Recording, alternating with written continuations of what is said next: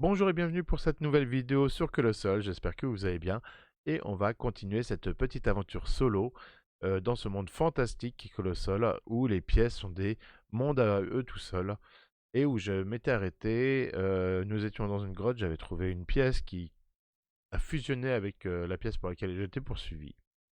Quoi une pièce une sphère dorée, hein.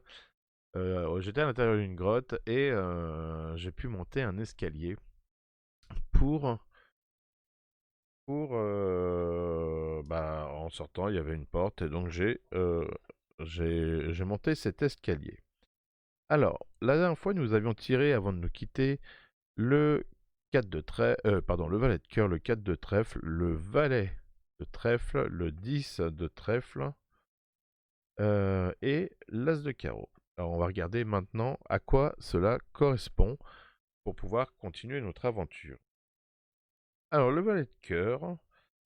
Le valet de cœur, eh bien c'est un valet et je trouve un objet. Donc il faut que je consulte la table des objets pour savoir ce que j'ai découvert. Alors il faut que je tire une carte et je tire le 8 de carreau. Alors je trouve une... Donc je vais noter ça déjà. Pardon, 8 de pique. Ce qui n'aurait changé puisque c'est 8. Donc je trouve une potion. Donc je mets à mon inventaire une potion. Ensuite, je trouve un valet... non, ça c'était le 4 de trèfle. Alors, si je trouve un 4 de trèfle, qu'est-ce que ça me raconte? Essentiellement des gravats. Ok. Donc j'ai trouvé des ruines d'un peuple dont vous n'avez jamais entendu parler. Les inscriptions et l'architecture inconnue laissent entendre que ces gens vécurent il y a longtemps. Tirer une carte événement pour qu'il se produise autre chose. Oh. Alors, déjà, je vais mettre que je trouve des ruines. Donc je retrouve des ruines dans la grotte, hein, puisque je suis toujours dans une grotte. Une carte événement. Je tire le 7 de trèfle. Et bah dis donc, ça me fait beaucoup de noir, hein. Alors ça, je vais le garder parce que c'est un peu... Il y a une incohérence. Mais je vais quand même la jouer. Mais je vous laisse la surprise de ce qui va se passer dans cet événement. Je le note quand même. Voilà. Ensuite, le valet de trèfle.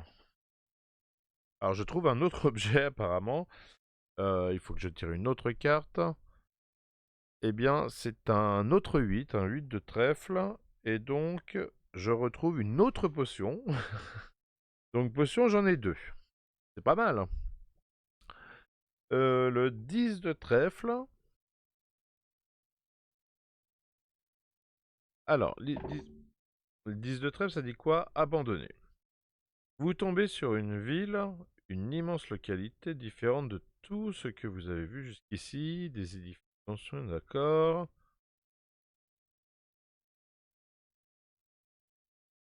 D'accord. Ça reste assez cohérent avec ce que, ma première carte, hein, avec le valet de cœur plein et l'as de carreau qui est armé. Un étrange. Ah, d'accord.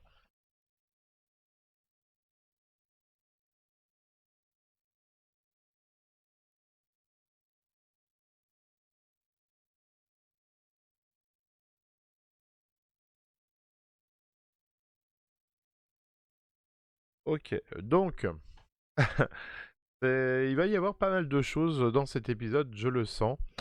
Eh bien voilà, je monte les escaliers, comme je le disais. Et j'ai cette odeur un peu humide. Je me demande si je ne suis pas à proximité d'eau ou autre chose. Et en montant, j'arrive à Je suis toujours dans la grotte, hein. J'arrive dans une énorme cavité. Énorme. Aussi grande que les salles des colossoles. À se demander si ces salles ne sont pas sur plusieurs étages. Et en regardant, il y a une lumière. Il fait pas nuit en réalité. Il y a une certaine luminosité bleutée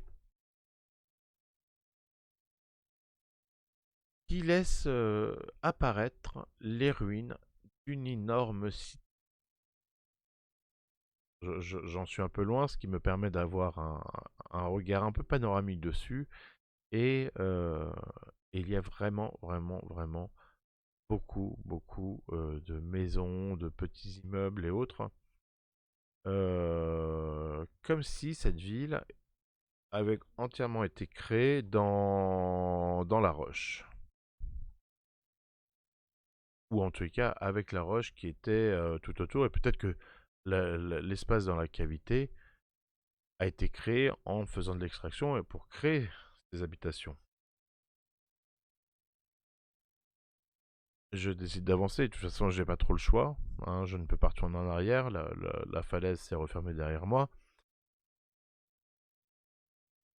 Et en avançant, je vois une lueur au loin.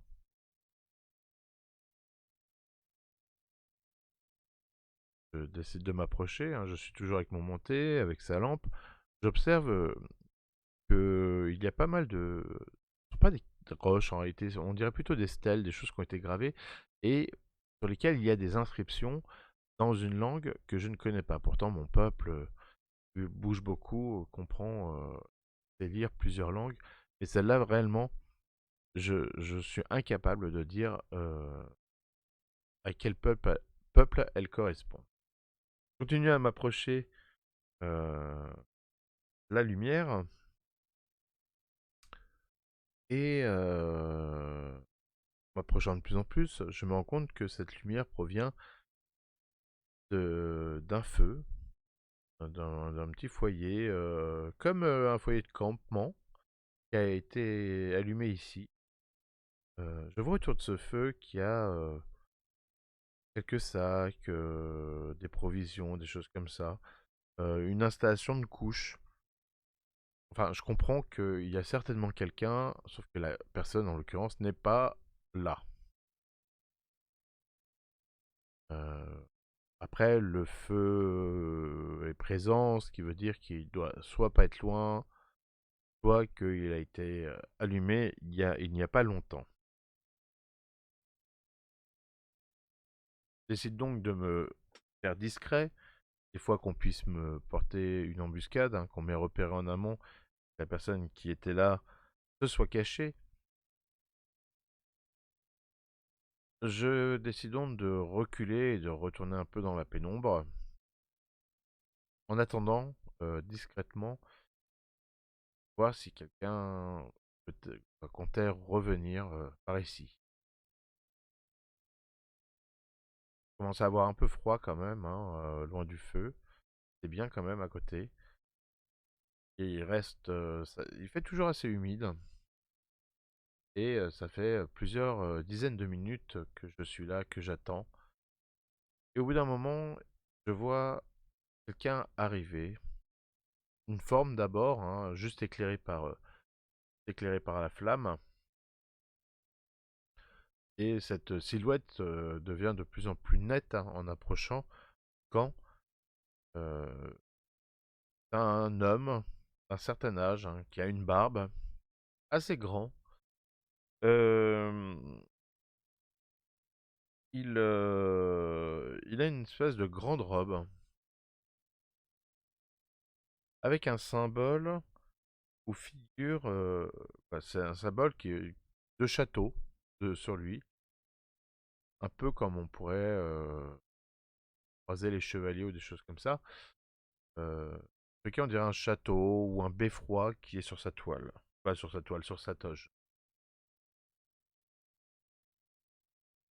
Il n'a pas l'air méchant, il revient avec avec un petit animal mort. Il commence à dépecer, à préparer devant moi. Je l'observe. Il n'a pas l'air de m'avoir vu. Voilà, il le prépare et il l'embroche et commence à le mettre sur le feu.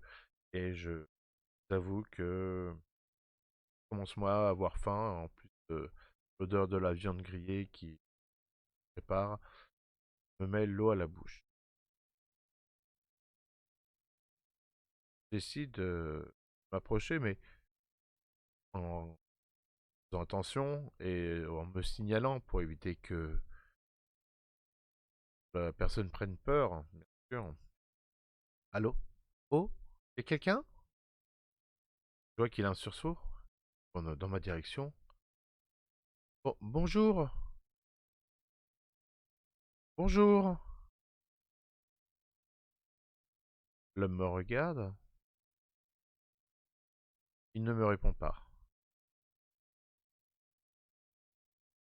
Bonjour, j'arrive, je me suis engouffré dans une grotte et je ne sais pas comment je suis arrivé là. Je vois qu'il regarde, j'ai laissé, pour éviter de l'effrayer, mon monté derrière, dans le noir, on ne sait jamais. Mais toujours prêt à l'appeler si besoin étant.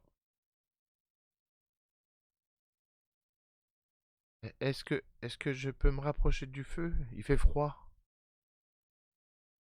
Je vois me regarder, hein, il a l'air aussi méfiant que moi. Me regarde quelques secondes de manière sévère, hein, et hoche de la tête pour me signifier que je peux m'approcher.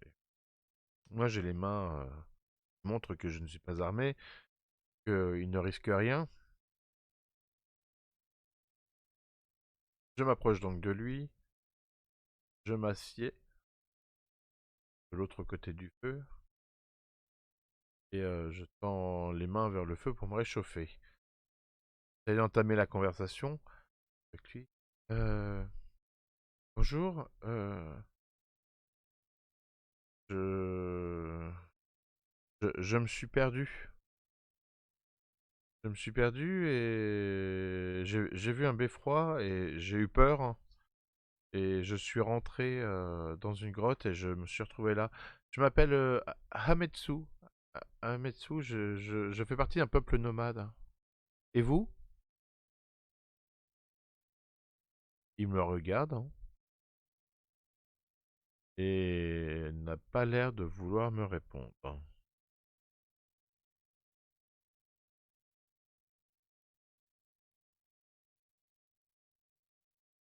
Je... Vous permettez quand même que je me réchauffe un peu? Et par hasard, vous n'auriez pas un petit truc à grignoter? C'est, hein, la viande est devant nous, mais elle n'est pas cuite, pas encore. Il grogne un peu et me tend un morceau qui ressemble à du pain. Je passe bien sûr de manger.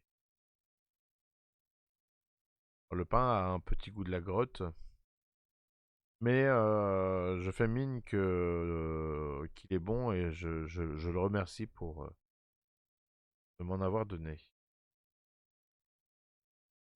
Euh, Est-ce que vous savez où on est? Quelle est cette ville? Vous êtes d'ici? J'entends juste un chut, comme si il n'avait pas envie de m'entendre parler, tout simplement. Peut-être que je l'agace, hein. En tous les cas, il n'a pas l'air très loquace.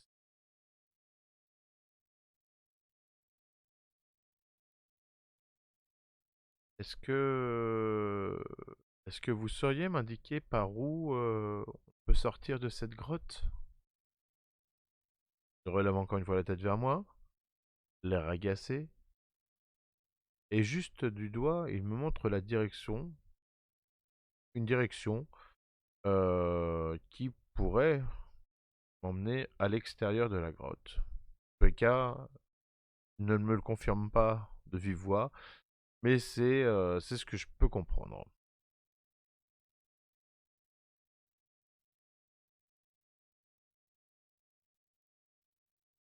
J'ai remarqué le château que vous aviez sur votre robe. On voit le haut des châteaux. Est-ce que vous êtes déjà allé sur les remparts, hein? Et là, alors qu'il est tourné vers moi, il se referme totalement et dévie le regard. On comprend bien que ça doit être un sujet sensible et qu'il ne veut pas parler de ça. Euh, voilà, je voulais vous le dire déjà, n'ayez pas peur. Je suis un nomade et j'ai un monté. Et il est là-bas, hein, et j'en ai besoin pour me déplacer. Est-ce que je peux l'appeler pour que voilà, je vous laisse, hein, j'irai dans la direction que vous m'avez dit. Il me regarde encore une fois et il a l'air d'acquiescer de la tête assez rapidement. Il sous-entend qu'il veut certainement se débarrasser de moi et qu'il n'a pas beaucoup plus de choses à me raconter. J'appelle donc le monté qui arrive à notre hauteur. Dans le doute, l'homme avait la main dans son sac. Il a l'air de tenir quelque chose de métallique et de brillant, certainement une arme. Je fais comme si je n'avais rien vu. Et le monté arrive et s'abaisse à ma hauteur.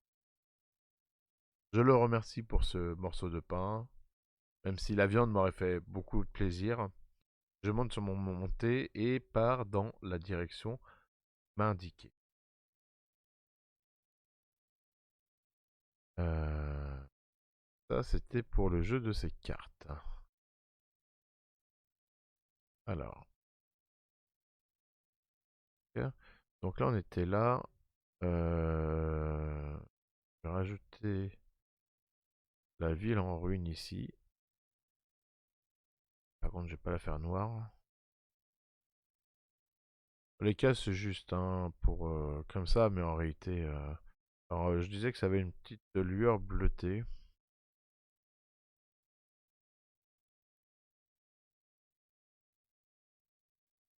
Voilà. Et ah non, c'est pas tout à fait fini pour ces cartes. Alors que j'avance, j'observe au-dessus de cette ville un phénomène assez étrange puisque il n'y a pas l'air d'avoir d'ouverture sur l'extérieur, mais on a l'impression que le jour se lève, comme si le soleil était présent à l'intérieur de la grotte. Je ne m'explique toujours pas ce phénomène et je ne sais pas ce qui en était en tous les cas. Je continue dans la direction qu'il m'indiquait pour sortir de la grotte et je vais mettre donc toutes ces cartes sur le côté. Et je vais faire mon tirage pour le prochain épisode. Alors, on commencera avec un 5 de cœur, avec un 2 de carreau, un peu plus de rouge, tiens, du 6 de trèfle, ah, on revient sur du noir, du 9 de pique et du 4 de carreau. Voilà. Donc ça sera pour la prochaine fois, pour la prochaine aventure. Je vous remercie de suivre Colossal, ça fait toujours plaisir. C'est une aventure solo, mais j'aimerais bien ne pas me retrouver tout seul tout le temps. Et surtout, n'oubliez pas que, après avoir avancé un petit peu, je vais commencer à avoir des invités qui viendront me rejoindre pour quelques épisodes sur l'aventure. Je vous dis à la prochaine pour le prochain épisode de Colossal. Ciao!